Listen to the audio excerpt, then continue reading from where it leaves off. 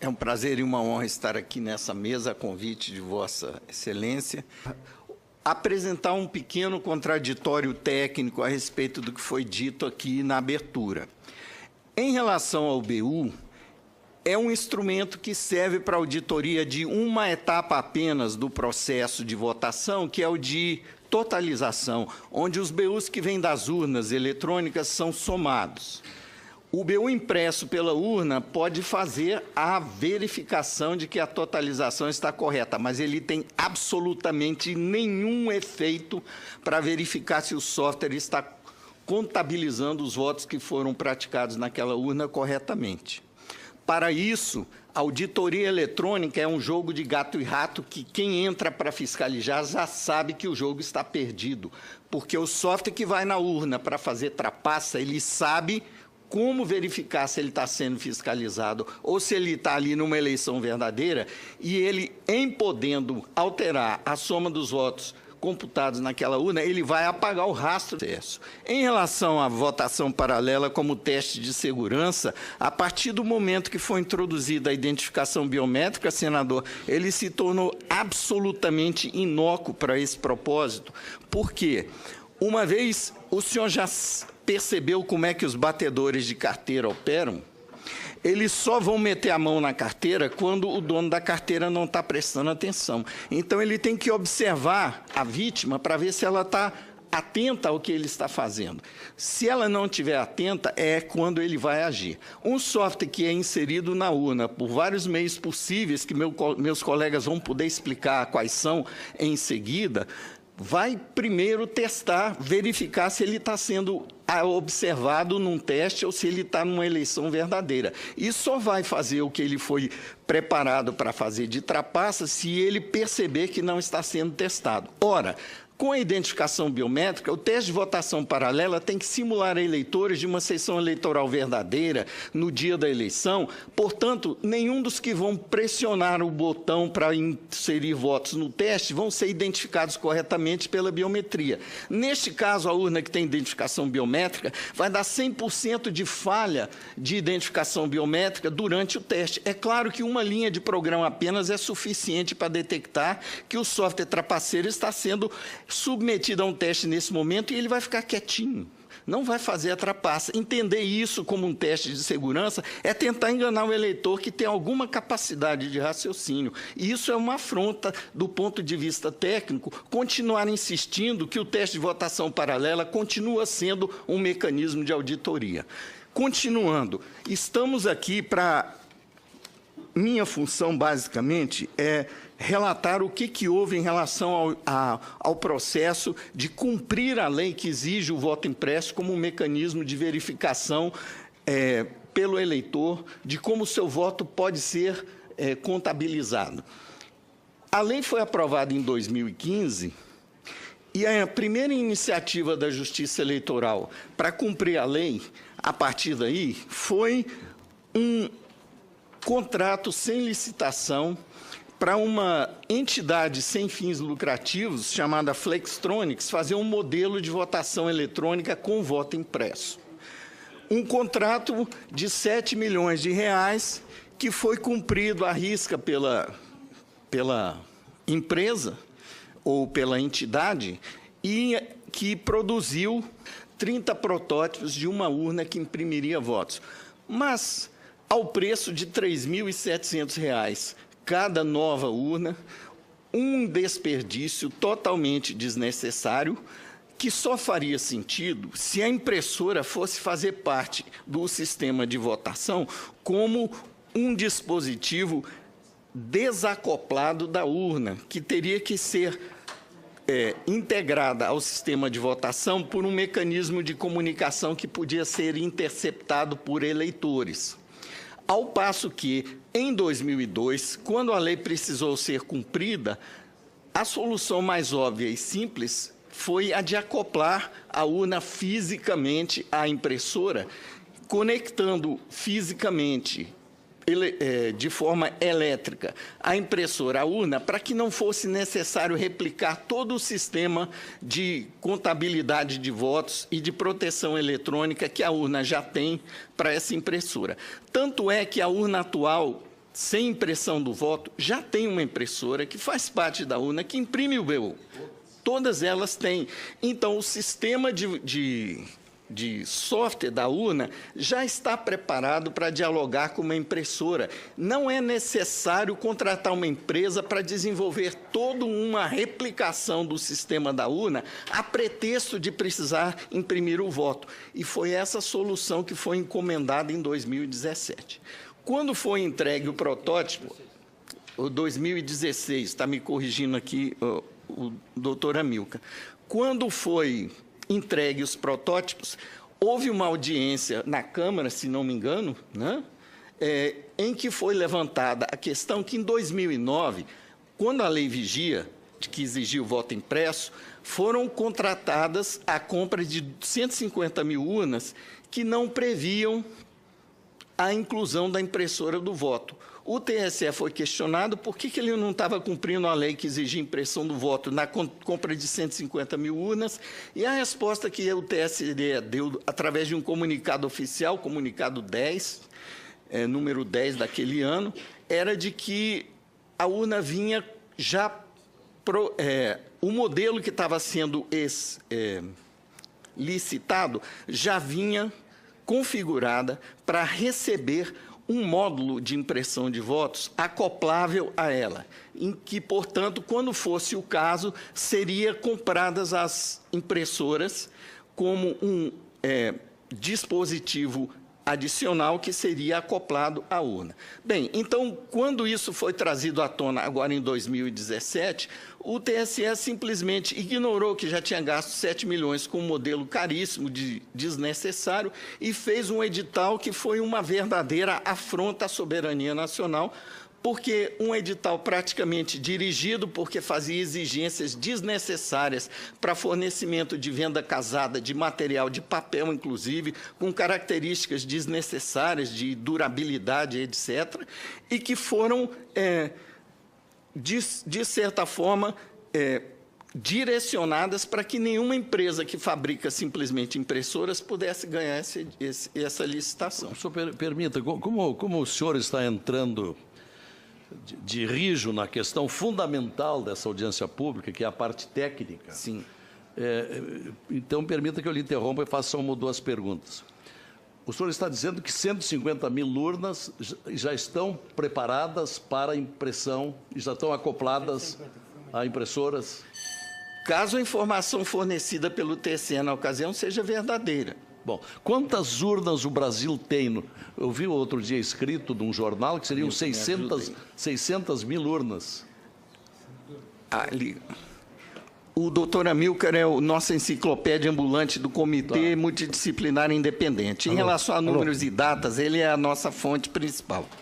Então, quantas urnas, professor Amilcar? Atualmente tem em torno de 600 mil urnas. 600 mil urnas. Então, vamos ficar com esse modelo que o professor Pedro Rezende citou, que é o modelo de 2009, foi primeiramente comprado a 150 mil, mas depois foi complementar a Essas estão prontas para... Estão prontas, tem mais de 400 mil dessas urnas. Quantas? Mais de 400 mil. Olha, para mim, pelo menos, o senhor está dizendo uma novidade. Então, já há 400 mil urnas prontas, aptas ao voto impresso? A receber o módulo impressor externo, sim. Não teria que haver maior gasto com elas? Não, senhor. Não teria que haver, principalmente, desenvolvimento de software por terceiros para poder fazer uma impressora de votos funcionar com esse sistema de votação. E o senhor acha que o gasto seria muito grande ao preparar esse novo software? Olha, em 2002, quem preparou o software foi a própria informática do TSE. Eles só compraram impressoras, sim, porque o software que já estava na urna já tinha toda a lógica, a infraestrutura necessária para dialogar com uma impressora, que é a impressora que sempre esteve na urna para imprimir BU.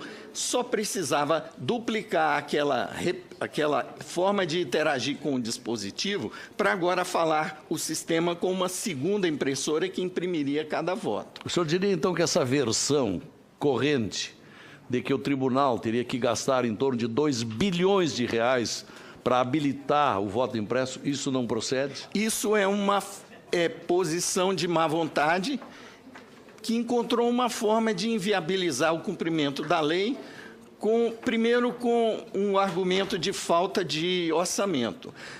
Por uma iniciativa do pessoal que está aqui assistindo, da sociedade civil, foi feito um aporte de emergência no orçamento desse ano para suprir o TSE de 250 milhões de reais adicionais para ele poder fazer. 250 milhões Sim. Mataria a questão? 250 milhões foram incluídos no orçamento Sim. de emergência para contrapor o argumento de que o TSE não tinha verba para gastar tanto dinheiro para botar impressora em tantas urnas. Bom. O que aconteceu depois, no edital seguinte desse ano, foi um contrato de 62 milhões, que não gastou nem 1/3 do orçamento que estava disponível. Perfeito. E que estava, digamos, cheio de especificações desnecessárias para cumprir a função que é imprimir votos. Bom, eu não sei se meu tempo já o senhor cumpriu o prazo até aqui, mas o senhor será convidado, interpelado seguramente mais adiante sobre o tema. Okay. Por enquanto, obrigado por sua participação. Pela ordem. Presidente, aqui da Capiberibe. Eu queria agradecendo a sua presença, bem como da senadora Simone Tebet. Professor Pedro, eu estou deduzindo pelas suas palavras e pelo histórico que eu conheço, não é, dessa luta para tornar mais confiável, digamos, não é, a votação, até porque nós já tivemos leis que introduziam o voto impresso, essas leis foram contestadas, não é, e agora, de novo, há uma resistência, o TSE não quer imprimir o voto, é isso? Senador, infelizmente, eu acho que é muito pior que isso. Porque o edital que foi feito, a pretexto de cumprir a lei, que terceirizou praticamente tudo, basicamente abriu o cofre de segurança do sistema eleitoral brasileiro, em troca de um simples termo de sigilo, para que uma empresa estrangeira que ganhou a licitação pudesse conhecer todo o nosso sistema, inclusive o material criptográfico, que é, digamos, o alicerce do mecanismo de proteção que a Justiça Eleitoral alega ter construído no seu sistema, para que essa empresa possa desenvolver um sistema de votação integrado, de impressão do voto integrado ao sistema que existe hoje para as urnas eletrônicas. Sendo que não haveria nenhuma necessidade de entregar o código do sistema eleitoral para uma empresa que tem como responsáveis 3 venezuelanos e um português, que não tem nenhum compromisso com a legislação brasileira, inclusive de cumprir o tal termo de sigilo sobre o conteúdo do material dos sistemas que eles receberiam a pretexto de desenvolver o voto impresso. Isso, o que está no edital de licitação para implementar o voto impresso esse ano, a meu ver, é um ato de traição à soberania nacional. E esse edital não foi contestado por ninguém? Esse edital foi contestado pelo CEMIND em 7 petições, cujas cópias estão na minha mão. O senhor pode ler os termos da contestação? É longo? Não.